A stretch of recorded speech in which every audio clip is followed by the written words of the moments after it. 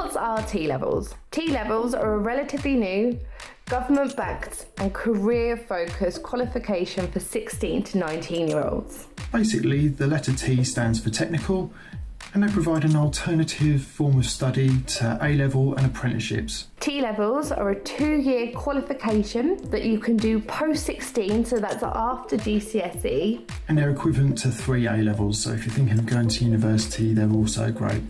Are T-levels respected? The answer is yes. Because over 250 different employers and businesses, leading ones at that, were involved in the design of the actual course itself. To make sure they prepare students for entry into skilled employment, training and further study opportunities. T-levels are also recognised by universities as they provide UCAS points. What do T-levels consist of? You will spend 80% of your time in the classroom, learning core units, but you also get optional units so you can specialise in certain fields as well. On top of that, and really importantly, 20% of your time on a 45-day work placement.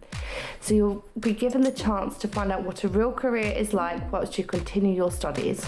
What T-levels are available? Over here is a list of current opportunities and subjects available. Health and science, finance and accounting, education and childcare, engineering and manufacturing, and digital services. And over here is a list that is coming up from September 2023. Agriculture, land management and production, catering, craft and design, media, hairdressing, barbering and beauty therapy, broadcast and production, and legal services. The courses are available at selected colleges, schools and training providers across England. You can find your nearest T-level provider at tlevels.gov.uk. What are the advantages of T-levels? The 45-day work placement enables you to get valuable experience and learn what a real career is like whilst you study. How is a T-level different from an apprenticeship? Well, for an apprenticeship, it's usually aimed at somebody who knows exactly what they want to do, like say becoming a hairdresser or a motor mechanic, and they usually spend 80% of their time on the job actually doing it, and 20% of the time going to a training provider or college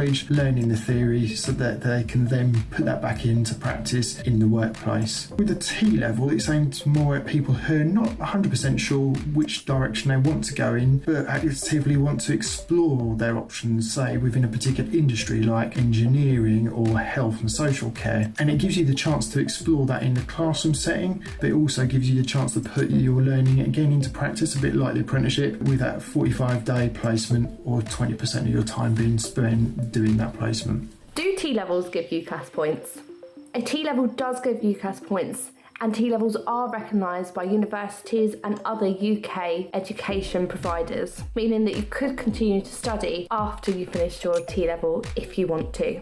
What is the difference between A-levels and T-levels? The main difference between A-levels and T-levels is that T-levels focus on one subject, whereas A-levels require you to look at a few subjects. T-levels are more practical and vocational based, whereas A-levels are more theoretical. However, both routes require academic study, and both A-level and a T-level are recognised by universities and employers. Do you get paid for T-levels? The answer is no, you don't get paid a salary for the 45-day placement that you're on, but obviously this voluntary work experience is valuable and is going to enhance your employability no end. How can I find a T-level provider near me? T-levels are provided at selected colleges, schools and education providers across England. You can find your nearest T-level provider at tlevels.gov.uk.